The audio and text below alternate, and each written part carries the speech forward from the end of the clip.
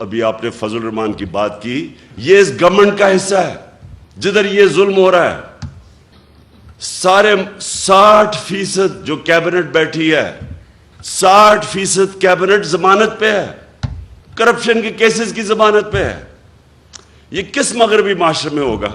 اس لیے وہ ہمارے سے آگے ہیں کہ وہ ان کے جو احکامات میرے نبی نے ہمارے لیے، مسلمانوں کے معاشرے کے لیے جو ہمیں کہا تھا کہ یہ آپ کے لیے لازمی ہے، وہ ادھر چل رہے ہیں۔ انسانیت وہاں بہتر ہے، فلاحی ریاست بہتر ہے۔ وہاں غریب آدمی بے روزگار ہوتا ہے، اس کو پیسے ملتے ہیں جب تک روزگار نہیں ملتا۔ وہاں غریب آدمی کے لیے بہترین سکول ہیں، مفت پڑھائی ہے۔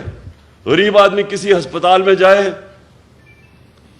اس کو مفت علاج ملتا ہے۔ جو ہم نے کوشش کی ہیلتھ کارڈ لا کے کہ عام لوگوں کے لیے، غریب گھرانے کے لیے ہیلتھ انشورنس کہ 10 لاکھ تک کہیں بھی علاج کروا سکو، یہ تو ہم نے شروع کیا۔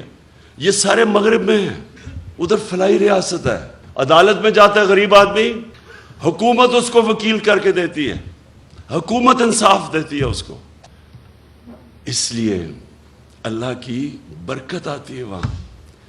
جب غریب آدمی کی آواز، اس کی جب دکھ اور درد کی آواز اوپر سنتا ہے، اور جب آپ اس کی خدمت کرتے ہیں وہ بھی سنتا ہے اوپر والا، تو میں نے وہ معاشرے دیکھے ہیں۔ اس لیے جب میں آیا تو حکومت میں، جب میں آیا حکومت سے پہلے میں بات نہیں کی، جب میں حکومت میں آیا، پرائم منسٹر بنا، تب میں شروع ہوا کہ یہاں ریاست مدینہ کے اصولوں پہ پاکستان کو کھڑا کرنا ہے۔ اس لیے کیا کہ یہ کوئی نہ سمجھے کہ میں ووٹ مانگنے کے لیے کر رہا ہوں، کہ لوگ میری نیت پہ نہ شک کریں۔ جس طرح فضل الرحمان اسلام کو بیچتا ہے، اس کو جو مرضی فتویٰ دلوانا اسے دلوا لو، اگر اس کو تم پوزیشن دے دو۔ اس کا تو مقصد اسلام، اگر 30 سال سے وہ پالیٹکس میں ہے، مجھے بتائیں کہیں دنیا کے اندر اس نے ایک دفعہ اسلام کی کوئی بات کی ہے باہر جا کے؟ اور یہاں بتائیں پاکستان میں کتنے لوگ اس کو دیکھ کے مسلمان ہوئے ہیں؟